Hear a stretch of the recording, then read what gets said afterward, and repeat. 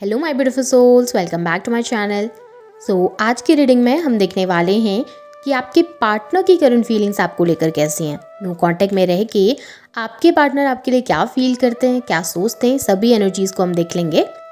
Reading general है, आप लोगों के साथ जितनी एनर्जीज रेजोनेट करती है आप उतना रखिए, जितना रेजोनेट नहीं करता है उसे जाने दीजिए। मेल एंड फीमेल सभी के लिए और सारे ही साइंस के लिए रीडिंग है। रीडिंग टाइमलेस है, तो जिस वक्त पे आपके सामने आती है उस वक्त पे आपके साथ रेजोनेट कर सकती है। तो चलिए स्टार्ट करते हैं। लेटेस्ट साइंस बता दूं, ये साइंस आपके पार्टनर के हो सकते हैं। आप लोग वाटर साइन के हो सकते हैं, cancer, Scorpio, Pisces. Air sign के हो सकते हैं, जेमिनी, लिब्रा, एक्वेरियस। और अर्थ साइन के हो सकते हैं, टॉरस, वर्गो, कैप्रिकॉन।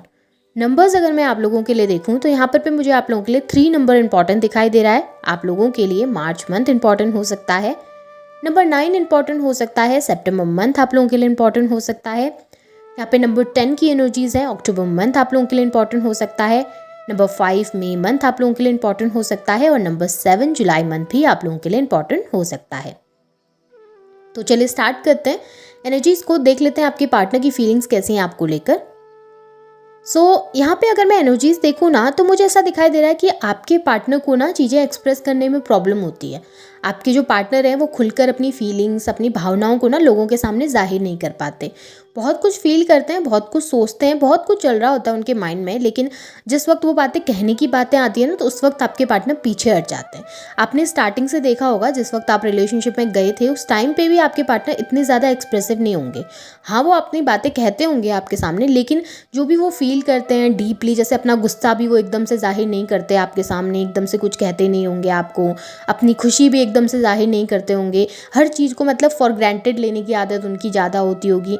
इस तरीके के पर्सन जो हर चीज़ को प्रैक्टिकल तरीके से देखते हैं। बर्थडे है, ओके ठीक है, विश कर लिया एक बार, फिर ठीक है ना, उस चीज़ को इतना हाइप करने की क्या ज़रूरत है, उस चीज़ को इतना ज़्यादा ओवर करने की क्या ज़रूरत है, हो गया, ख़त्म हो गया, बात ख़त्म हो गई। इस तरीके के इंसान जिनको ना बड़ी बड़ी चीज़ें, ये छोटी छोटी बातें ना मैटर नहीं करती जिनके लिए, उनके लिए हर एक सिचुएशन बहुत बड़ी नहीं होती। जैसे आप एक एक्सप्रेसिव पर्सन होंगे, आपके लिए हर छोटी से छोटी चीज़ बहुत बड़ी होगी। अरे मेरे पार्टनर का बर्थडे आ रहा है, मैं 1 महीने से उसके लिए तैयारी करना स्टार्ट कर दूँ। मेरे पार्टनर और मेरी एनिवर्सरी आ रही है तो मैं इतने पहले से उस चीज़ की प्लानिंग करना स्टार्ट कर दूँ, और जिस दिन वो है एनिवर्सरी है, जिस दिन बर्थडे है, उस दिन सरप्राइजेस दूँ अपने पार्टनर को, हर समय उनको बहुत ज़्यादा लव्ड फील कराऊँ, उन्हें हर समय अटेंशन दूँ। इस तरीके के पर्सन आप होंगे, लेकिन आपके पार्टनर उसके ही उलट, उनको ये सब चीज़ें पसंद नहीं है। उनको ये सब चीज़ें ना करना पसंद है, ना करवाना किसी से पसंद है। वो एक बहुत प्रैक्टिकल पर्सन रहे हैं स्टार्टिंग से। तो अभी भी ना उनके साथ सिमिलर दिक्कतें आ रही हैं, अभी भी उनके साथ वही दिक्कत है कि फील बहुत कुछ कर रहे हैं, सोच बहुत कुछ रहे हैं, लेकिन एक्सप्रेस ही नहीं करते, बताते ही नहीं है, जाहिर ही नहीं करते।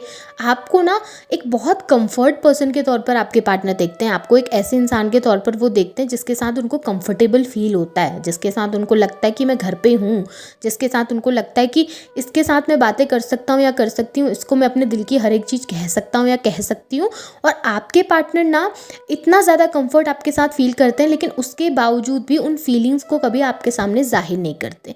हाँ, उनके एक्शन से पता चलता है, हाँ उनके एक्शंस ऐसे होते होंगे, वो कोशिश करते हैं अपने एक्शंस के ज़रिए आपको दिखाने की, लेकिन वही है ना कि जिस इंसान को शायद सुनना पसंद है, जिस इंसान को शायद एक्शंस इतने ज़्यादा समझ में नहीं आते, जो वोकल होता है चीज़ों को लेकर, वो ना समझ नहीं पाता सामने वाले के एक्शंस को। आपके पार्टनर इतना क्लियर वे में आपको कभी शो नहीं करते कि वो क्या फील करते हैं, लेकिन रियलिटी में उनके अंदर फीलिंग्स बहुत सारी है। रियलिटी में वो आपको बहुत एक अच्छा इंसान समझते हैं, क्योंकि मुझे यहाँ पर भी दिख रहा है कि अगर आपको ऐसा लगता है कि आपके पार्टनर आपको एक अच्छा इंसान नहीं समझते, या वो आपके साथ कंफर्टेबल नहीं है, या वो आपके साथ फ्यूचर नहीं देखते, तो आपको बहुत गलत लगता है, क्योंकि आपके पार्टनर आपको एक हाई वैल्यू पर्सन के तौर पर देखते हैं, एक ऐसे इंसान के तौर पर जो कि परफेक्ट है हर चीज़ में, जो अपनी फैमिली को टाइम देता है, जो अपनी फैमिली के साथ समय बिताता है, अपने पार्टनर के लिए बहुत लॉयल है, अपने पार्टनर की बहुत रिस्पेक्ट करता है, अपने पार्टनर के साथ बहुत ज़्यादा टाइम उनको देता है, बहुत टाइम स्पेंड करता है, उनके लिए सब कुछ करने के लिए तैयार है। अपनी लाइफ में भी एक बेहतर इंसान के तौर पर वो दिखते हैं,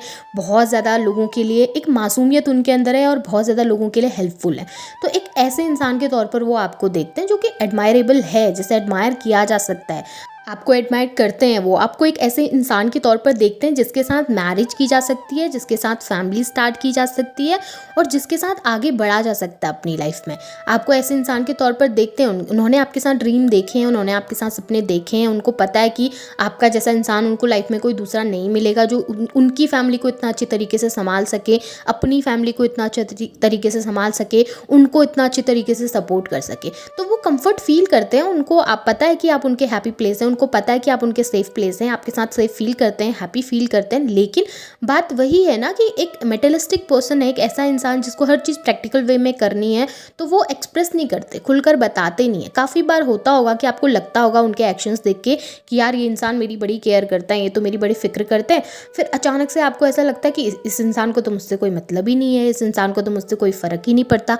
आप कभी कभी खुद भी उनको नहीं समझ पाते होगी कि वो क्या दिखाना चाह रहे हैं, क्या शो करना चाह रहे हैं, क्या फील कर रहे हैं, क्योंकि ना उनको एक्सप्रेस करना ही नहीं आता, उनको जताना ही नहीं आता, उनको बताना ही नहीं आता।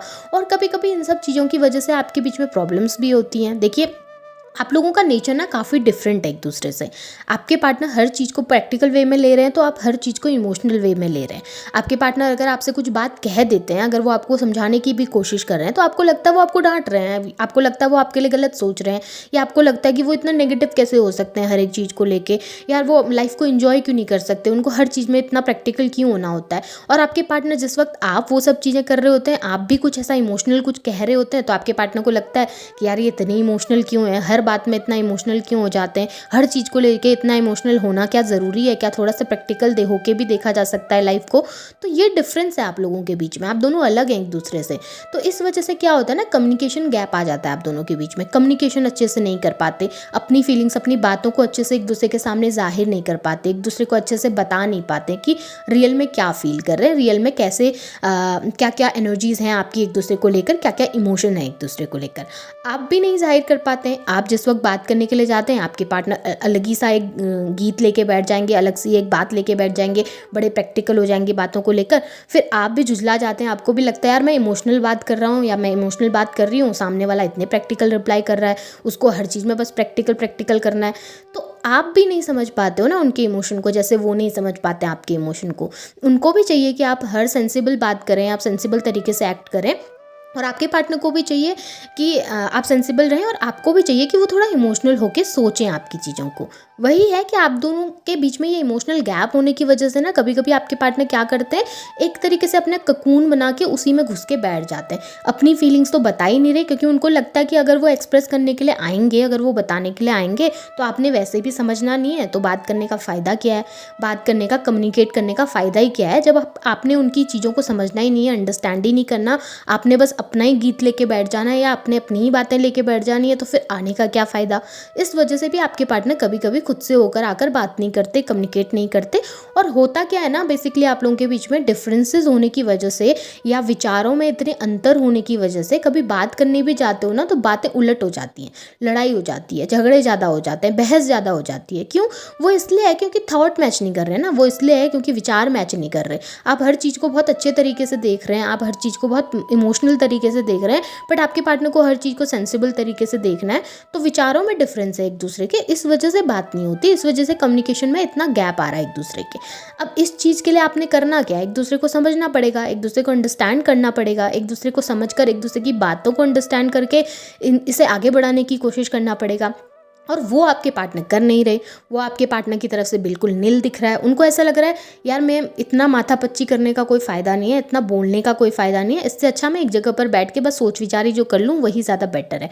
और वही दिख भी रहा है कि आपके पार्टनर एक तरीके से बैरियर क्रिएट कर दिया है आपकी तरफ पे, एक तरीके से ना डोर क्लोज कर दिया उन्होंने कि ठीक है, मुझे इतनी किचकिच मिचमिच चाहिए नहीं तुम्हारे साथ, तुम अपनी लाइफ में खुश रहो, मैं अपनी लाइफ में खुश हूँ। अगर मैं आके बात भी करूँ तो तुमने समझना है नहीं, तो फिर बात करने का फ़ायदा नहीं है, इससे अच्छा तुम भी अपनी जगह बैठो और मैं भी अपनी जगह बैठता हूँ।